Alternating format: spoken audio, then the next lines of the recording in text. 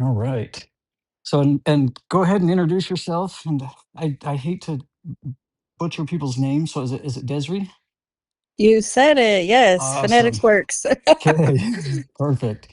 Well, Desri, yeah, welcome. And again, this is just kind of the beginning of our setup for the podcast. And I think we finally officially landed on a name. So we're going to call it the Awakened Stranger. There's people that have kind of gone through life with having a spiritual awakening or something similar to that, and we're strangers, so we're just meeting each other for the first time. And I'd love to hear your story and kind of where things go from there. We'll just have a great conversation and see what it goes.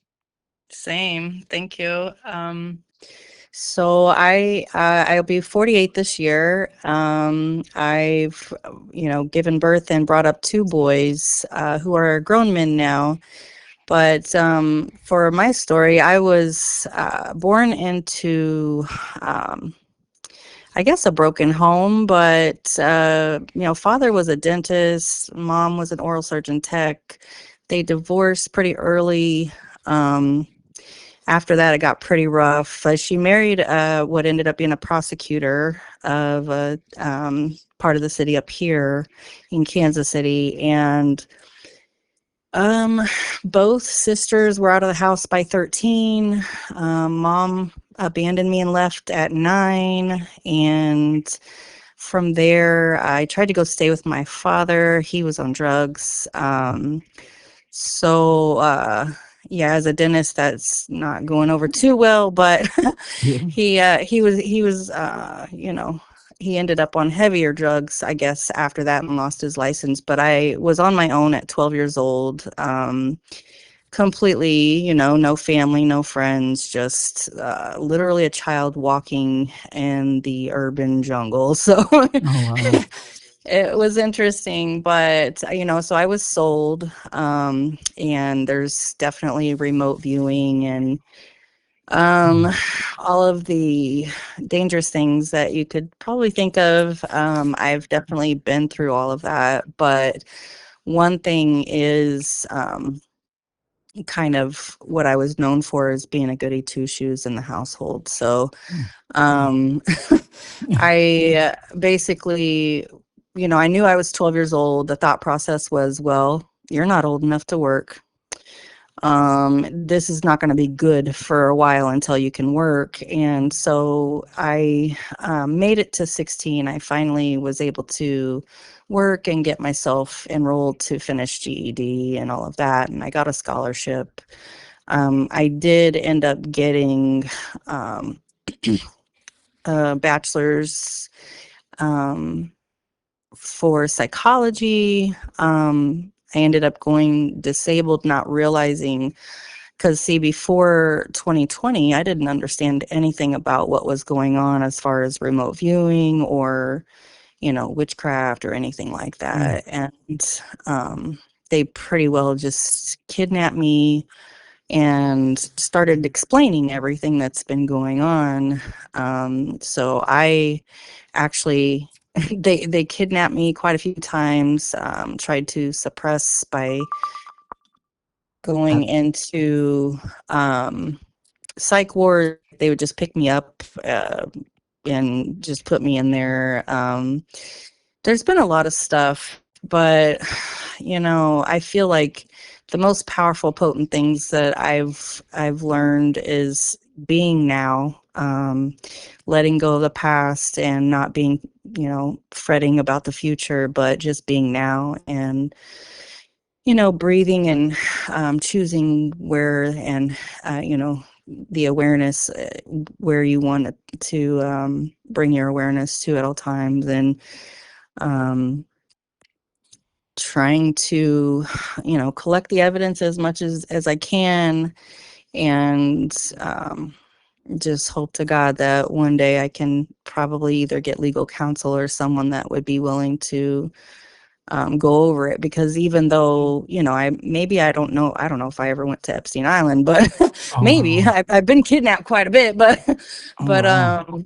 yeah, so I don't know if this will ever, you know, if I'll ever get safe, basically, because I'm still attacked daily with that, and um, I didn't really ever get a chance to, I guess, understand that with people. I think a lot of difference between me and others is that like they kind of knew that stuff as a child and maybe was able to go over it with their friends or their family, or at least learn in some capacity like how to function and that. But so as of now, even though I would be educated, skilled, experienced, and motivated, and savvy for working, I'm not able to. I get a check and Mm. I'm I'm beat out of work. So Wow. but you know, it's kind of like intelligence trafficking because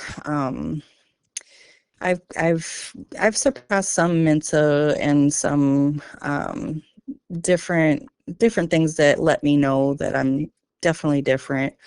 Mm. Um, but you know, I just that's kind of like a quick rundown. I'm very like um, always positive, always like very godly and centered, and balance is huge, and all of that stuff. And of course, learning is everything. Um, but Yeah. that was the quickest version I could give you without too much boring. No, that adds a lot of questions. I guess the first thing is right. So growing up through that, I remember as a kid in elementary school, being taken out of class into the gifted program, and then started listening to the Gateway Experience tapes and the meditations there, and all of a sudden, like memories came back when I started hearing the same tones from those Gateway tapes, and Hmm. I had the same thing. I'm Interesting. like, there's memories that I'm now recalling that I didn't remember, but they're still foggy. I don't understand them yet. But going through that and realizing that you have achieved your bachelor's and gone through that schooling and got yourself into that port, even with what happened in childhood, what was your motivation? What was your driving factor to keep pushing through education that way? Well, first, I feel like one of the things, besides like my father, even though he was using, and excuse me, I don't like to use possessives over people, so break my, but Yeah.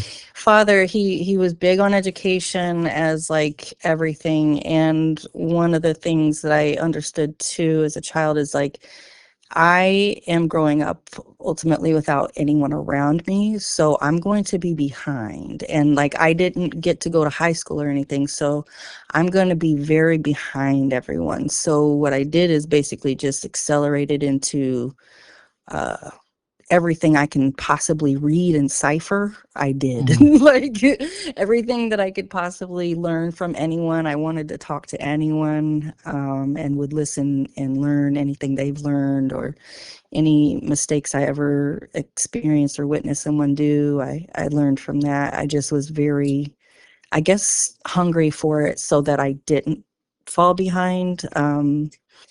Because you know, it's like if you're in those types of positions and you're not able to advocate for yourself, sometimes you don't get anyone to step in for you.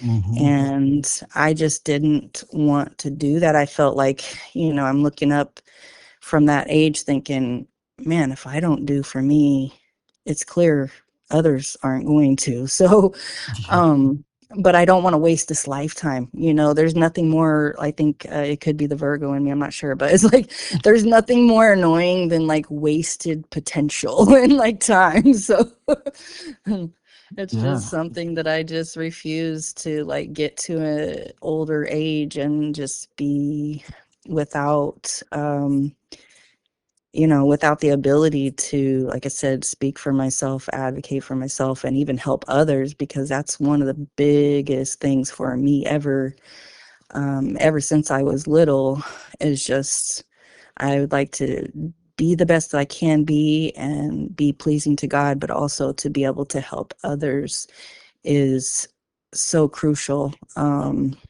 Because, you know, without it, like, I don't know what the point of being here would be. Um, Yeah. there's lots of opportunity here.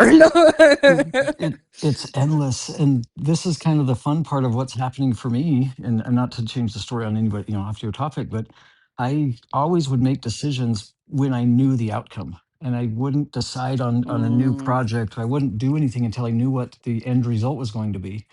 And Yeah. that got me to where I felt like I was trapped within my job, and right, I didn't know a way out. And it wasn't until I just quit and walked away and had no idea what I was doing, other than I knew what I no longer wanted in my life.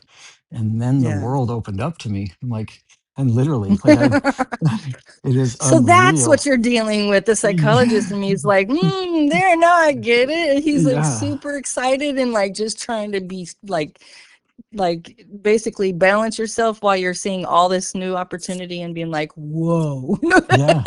It was, and I've shared this story a little bit on a couple of calls, so I know that as people listen, it's just going to get redundant. But I I came from the car industry, and I was a finance manager and at a large Ford dealership, and life was really good for a long time. And it got to the Yeah. point where I felt like I had learned how to communicate with people so well, and I would say I'm very empathic. I sense emotions, I feel people's energy, and I got to the point where I could just tell whether they were going to say yes or no to me when I was presenting all of these products for people to buy. And Yeah. and before I even asked the buy question, I would get them into a mode of knowing that they were ready to say yes. And then it just became to the point where I felt like I was taking advantage of people. And Mm. I felt like I was Mhm. taking from them versus giving, right? Yeah. And that's what happened. I said, I'm going to quit my job. I'm going to sell my truck. That'll fund my bills for a year, and I'm going to figure out a business. And Yeah. what I wanted to do was help people and be a part of their happy memories. And so the idea was to start a charter business and to go be a part of them, people coming on vacation to go experience what they wanted to pay for to have a good time for a week. And that's the direction of where I wanted. And I kept telling everybody, I want to help the world. And I didn't Yeah. understand how big that was going to get. And it's, when we talk about manifestation, like that's what happened. I just stated out loud, like, I want to be a part of people's memories, and I want to be a Yeah. part of the world. And then here I am. We were talking to people all around the world. People are sharing their stories, and I'm literally living out this dream of saying that out loud, that I wanted to help people or be a part of their memories. I may not help people at all. I need my help myself. So um, but yeah, hearing these stories, it's like you're saying the same thing that I've been thinking my whole life, and just being a part of people and giving back to people. So Yes. very cool. Well, I see so much more. Not that a finance manager isn't awesome. It's just that it could get kind of redundant and boring. And I see so much more for you. So I'm glad you made the choice. It's awesome. Yeah, it's and what happened, like I said, and I stopped limiting my ideas to something I knew the outcome to, and essentially take this vacation to Hawaii. Spent 2 weeks by myself, just deciding what I wanted in my life and what I didn't want. And I came back and I just knew what was no longer allowed. And my thought was, if I eliminate what's not good in my life, or what it no longer feels good, then the rest of everything is available. And so I just started learning how to not set limits on my expectations, and it's been pretty fun. So, but That's awesome. yeah, So is that what you were looking forward to doing in Alaska as well? Like, yeah. is it kind of like event planning a little bit or matching people up with the right experience for themselves? No, so what had happened is I came back from my trip. Told my job I was quitting. I said I'd give them 2 weeks. And typically in the car business, when you say that you're done, that's it. You don't get your notice. You don't get to spend time leaving. Or it's Mm, you no longer have interest in the company, so goodbye. Get out of here right now. And I was in a position where they wanted me to stay. And so I was allowed to keep my 2 weeks, and I helped the new guy that was replacing me understand what he was doing, and gave him a little bit of training, and then made that first post. Day one was the day I left my job for the last time. And again, I had 200 followers, 212 to be exact, on TikTok. I didn't have people listening to me. I didn't have content. I didn't know what I was doing. And I dropped that video there to remind myself to not go back to the job that made me feel bad. And hmm. it just went crazy. A lot of people were saying, this is, me too. Like, I don't feel like my job is fulfilling. And so the plan was to figure out a business within a year, and hopefully I made enough money to start paying bills by the time my savings ran out. And that statement happened on Monday. On Wednesday, 2 days later, my little brother, he's the captain, or he has his captain's license, and he runs a fishing charter company up in Alaska. and they have enough demand that they needed more boats to accommodate the customers that wanted to go out deep sea fishing for halibut and salmon and rockfish. And the weird part is I don't like fish. I don't touch fish. I won't eat fish. I don't I like the art of fishing, right? The action of holding a rod and reeling it, because I think that's like where your mind actually gets to go blank and you just don't think. Right. So that was the thought, is I'm like, okay, well, let's go up there and I'll buy a boat and we'll be a part of this fishing company or charter business where I get to now be involved in families' vacations and the stuff that they've planned their whole year for, to come up and experience something for them. And Nice. that landed in my lap 2 days after I stated that I wanted to find a business. And then the TikTok thing went off crazy, and now we're having phone calls. And then there's the idea of, listing a podcast. So right now, I'm just allowing everything to happen that's happening. So I will be heading up to Alaska here in a couple weeks just to go visit my brother, go look at the boat, and get out there on the water and just be a part of some of the charters. So that was just another option that was out there. And part of it was this charter season runs for 5 months, and that gave me 7 months out of the year to do whatever I wanted. And Hawaii is my happy spot. So I thought if I could spend 5 months working and 7 months on the beach, then that sounded like a good life. So Right on. that was kind of my journey, if you will, and that's what started. That was figuring out how to not have to go back to a job and how to help people or be a part of people's happy vacation moments, and then allow me to also spend my time where I'm happy, is sitting on the beach doing Yeah. nothing. So it's been a fun ride. I'm learning how to do all this as we go. Like I tell you, I'm literally using just a notes app on my computer to type out things because I don't even know how to record stuff. I'm learning as we go. So it's just kind of landed in my lap, and it's been a lot of fun. And now I get to meet some amazing people like yourself and hear your stories. So Well, we're I at think that it's point. really, oh, sorry. I was going to Nope, say, I no. think it's really inspirational, that, what you've done. So not only to people who may be feeling the same way in their jobs, but people who feel like, when someone of your stature is able to do that, it says volumes, to the industry and to the economy, period, or to all of us. That says, hey, something else has got to give here. Hmm. We got to do something different and change directions, because that it's not a sustainable situation anyway. So Yeah, for sure. So it's and I like, kind of want to circle back. You had mentioned remote viewing. Is mhm. that something that you have the ability to do? And are you able to remote view yourself? I cannot, and I probably don't want to. Yeah. It's something that's happening to me, and has happened since childhood. It's just that I wasn't aware of it this whole time. And so it's essentially a stalking, but it's done with, nanobots, micro drones, Mm, um, voice to skull, the directed energy weapons, and mm, stuff like that. Honestly, up until, I guess, 2020, 2021, I was really just thinking that it was me without directions from a family or friend. mm, Trying to figure out my body, trying to figure out how my mind thinks, why I have done all of these things to be accomplished after going through so much as a child, but still feeling sad when I had already let it all go. I've definitely spent my time crying, mourning, counseling, everything, and was like, why do I still feel so upset? But wow. it's because without the understanding, that you've been inhabited, or that someone's been remote viewing you and pushing these ideas and compulsions, Mm, um, it's very difficult to fight them. So when I found out, it was almost, even though I was getting hurt a lot worse, it was almost like a relief, because I was able to sort out, okay, where am I, and how much of what I've been experiencing and thinking has been these other people. wow. Um, so yeah, it's been huge, Yeah. because Have you? I've been Go ahead. able to, oh, go ahead. Oh, I was just going to say, with that, have you been able to kind of identify the different energies that you're feeling and realize what's yours and what's not? Yeah, yeah, that's been so like remarkable. I can't even.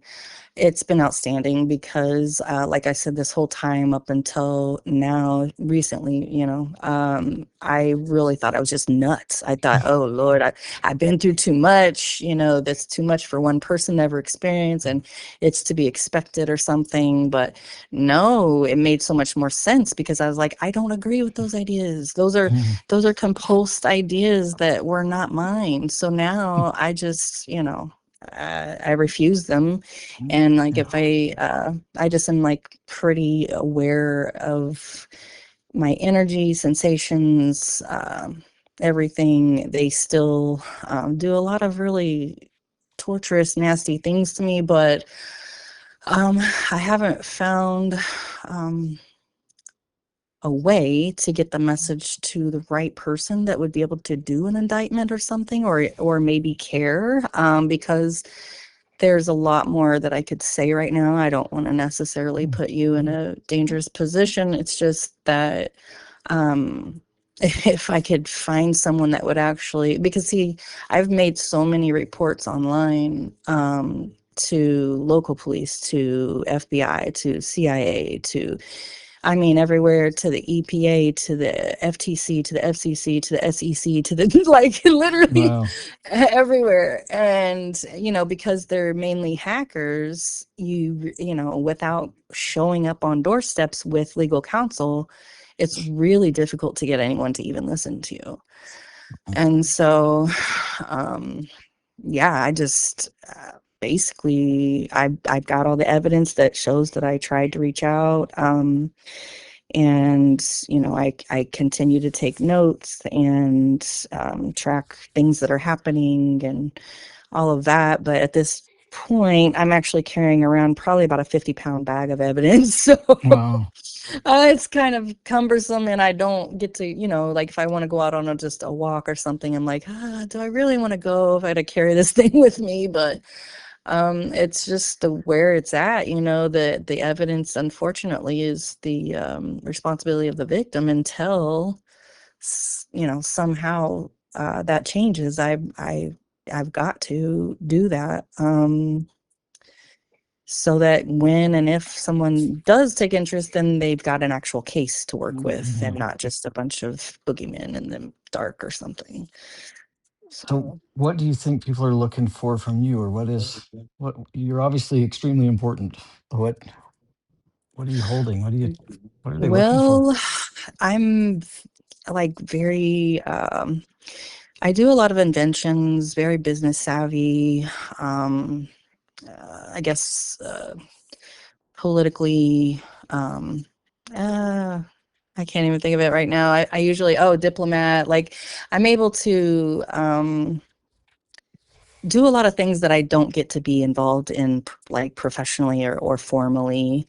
They use that information on whatever it is they're trying to do. Mm, So far, they haven't presented themselves as capable or with any of those skills. I don't know if they just do it to get me to think, but a lot of times they'll either catch me in my sleep or like a different alert awareness state, or basically torture me really bad before they get ready to ask a question. Like, how brainwashing is, where they pretty much hurt you really bad and then like offer you half a glass of water and a joke, and you've got some reprieve, and next thing you know, you're blurting out the formula for blah blah blah. mhm, It's like just it's I don't want to help them at all. I've definitely tried to watch, what I say, or as far as like the inventions and stuff. um because I used to wake up like, before I understood what was happening.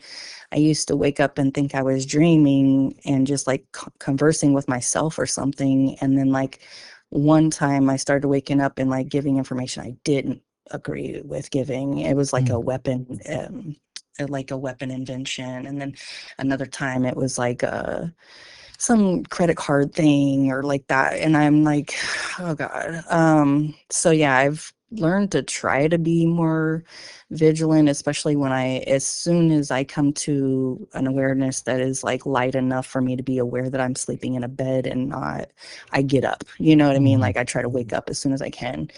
But they have done what I call kinesthesiology, which is using kinesis bubbles and gases to do like reflexology and neurology kind of control. They try to control. I've I've got pretty good at trying to fight it, but again, you've got to almost be hyper vigilant at all times, which is taxing and exhausting at times. But they can put the tiny bubbles into whatever either lymph node or your neurons and all of that type of stuff to try to intercept or try to give you an idea or thought that you don't want to do or a reflex that you didn't expect, basically. Oh, So, well, Tim, I yeah. was sharing the other day, just the idea of this podcast, the idea of just kind of reaching out and talking to people. Very small story compared to what you're experiencing, but my understanding, right, with Tesla, with Einstein, with Bach, with music composition, like people have stated they've had just ideas come into their mind, they don't know where they came from, and Hmm. right, and that's what's created some of these geniuses in the world. And my thought is, right, if there's light, there's dark, and if it's possible for somebody to have good thoughts or good ideas or inventions put in their mind, there's always got to be the opposite. So um, that just again speaks to me that you've got some very special talents. And I've always had the belief that our brain is just a antenna for information in the quantum field, right? That we are just receiving information, and it's how we respond to it and how we act on it that changes our reality. And so, Well, I'm a generator too.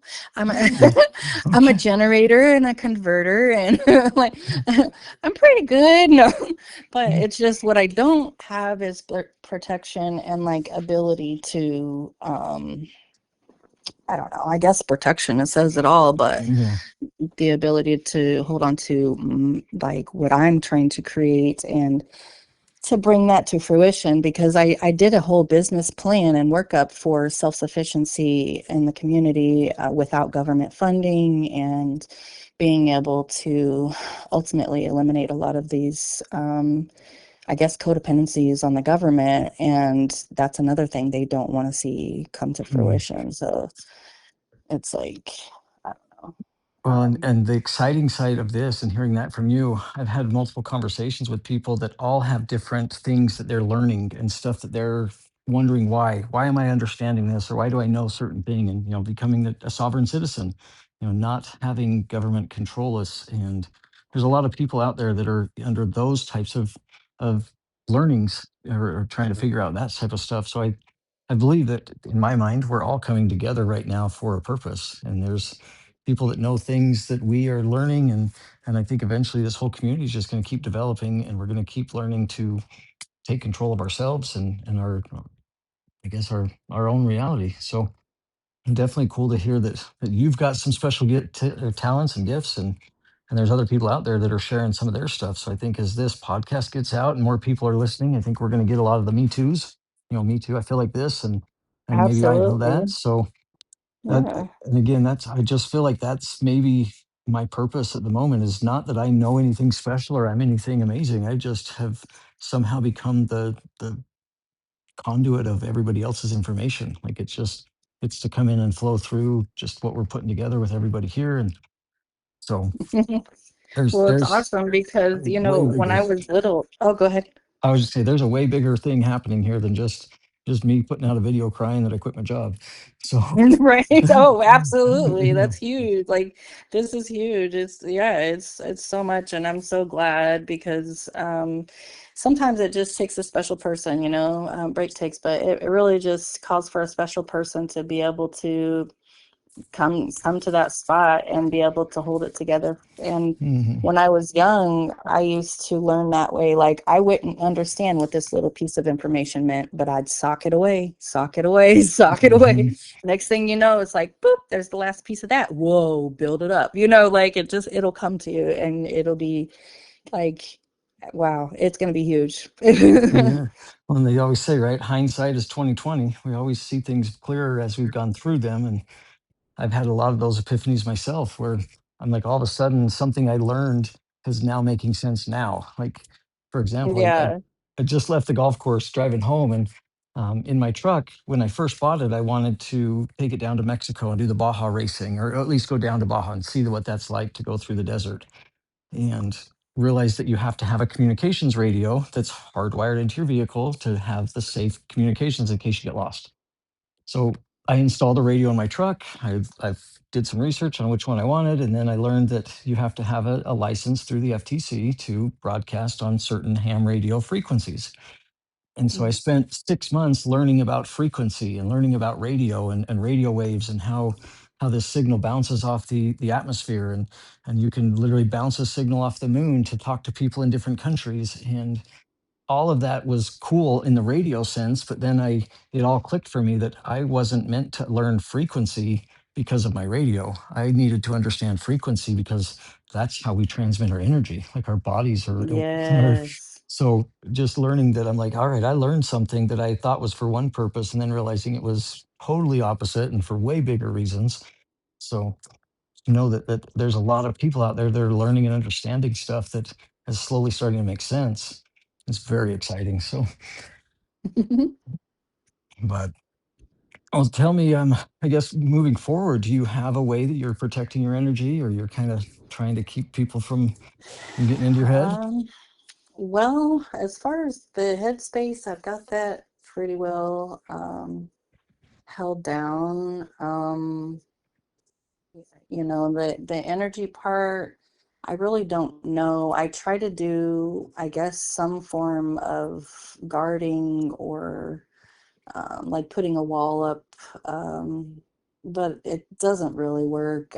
They've got like clones and an overlay going on, so one of the times in the beginning when they started kidnapping for the psych wards, the way that they were able to get me to be Baker acted was by force. I woke up coming through a wall and floating down to the bed.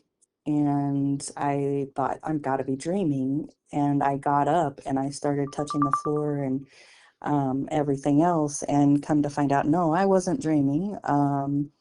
They showed me that I was had just gotten cloned, and they didn't tell me where I was. I had to basically calm down. I wasn't too erratic, but I was just trying to figure out where I was, and they wouldn't answer, and they wouldn't let me call anyone. So eventually they said, well, you can stay here and get sexually assaulted for the rest of your life, or you can go and hit a nurse and get Baker acted. What do you want to do? Wow. And I was like, at the time, I didn't understand the very heavy importance about not accepting arbitrary choices that someone gives you without thinking critically what you are going to do. So I went, and this nurse was almost 7 feet tall, and then he had like seven nurses behind him. And I just looked at him and signaled to like I was going to hit to the left of him or whatever, or to the right, I guess, to the right of him. And he got my message. So I swung and went to the right of his face so that I didn't actually engage in any altercation. Mhm. But then they like pushed me down to the bed and put drugs in me and forced me to sign a paper saying I was Baker acted, which is what caused me to get kidnapped for like the next 2 years. But really, it was just suppression of international evidence, and it's kind of nuts because, like, honestly, kids were grown at that time. I had some healing to do, and if they really left me alone, I probably would have just been quiet and just probably on the internet learning and pretty much minding my business. Mhm. But because they did what they did, now it's like I'm kind of confused about like why would they do that to get me alerted to everything that they've done to me and everything they're doing. Uh, I really don't understand why bring my attention to them. But I mean, other than they're not well, Wow. and they are looking for answers. They're looking for more intelligence and answers as well. But I feel like it's family to me. So it's brother and it's sister, and possibly mom that are doing this.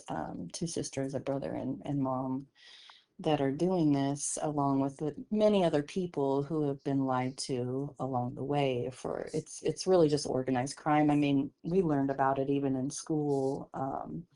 History class, where Kansas City's one of the biggest known for organized crime there is. And it makes sense too, because like if someone was going to try to hide or be some tyrant undetected, they would go to some small cow town in the middle where, if a missile were thrown, it's going to be intercepted by the time it hits the middle of the country, probably. So Hmm. it makes sense, but I just didn't expect it coming up. I was pretty just, I guess they call it green. I was just pretty innocent, I wasn't really thinking that way. I was thinking really sleepy. So Wow. I didn't understand. Yeah, see, and I've had thoughts that, as kind of my awakenings happened, and I've been made more aware of different dimensions, different realms, that I feel like I astral project and I leave my body every night. Um, and Yeah. I and I've not lately been shown, or I'm not able to see where I go, but I have these, when I return to my body, when I wake up. So it used to take me an hour to feel kind of reconnected. And it had to learn grounding techniques and just kind of feel like I kind of got back fully into my body. But do you feel like when this stuff happens to you, is this something that's coming from somebody here on this physical reality? Are they higher dimensions? Are they from another space? Where do you feel like you go? Um, all of the above. So I experience alerts that are um like they might be in another city. There's biodomes that happen, so the clones and the perspectives get changed around to different realities and timelines. I also can witness them. So there's that. They forget about that. I try not to talk about it. Hmm. But I can see them a lot of times, and yeah, they're not from some of the parts. They're using things that are here, and they are not from some people are. But The there's really audio what did get really quiet. I'm not sure if things moved on your end, but I'm having a harder time hearing you. Yeah, I am. I kind of have to go right now, but I would Okay. like to pick it up later if we can. Yeah, no, amazing we'll and so we'll end it here, and maybe try a part two in a little while. And I definitely appreciate your time. So, Sure, yes. It was awesome. And I can't wait to talk to you again. okay. Well, thank you so much, and stay safe. And everybody out here is here to support you too. So let us know what we can do, and let's Awesome. pick it up here when we get a little bit more time. Will do. Thank you. Okay. Yep. Have a great night. You too.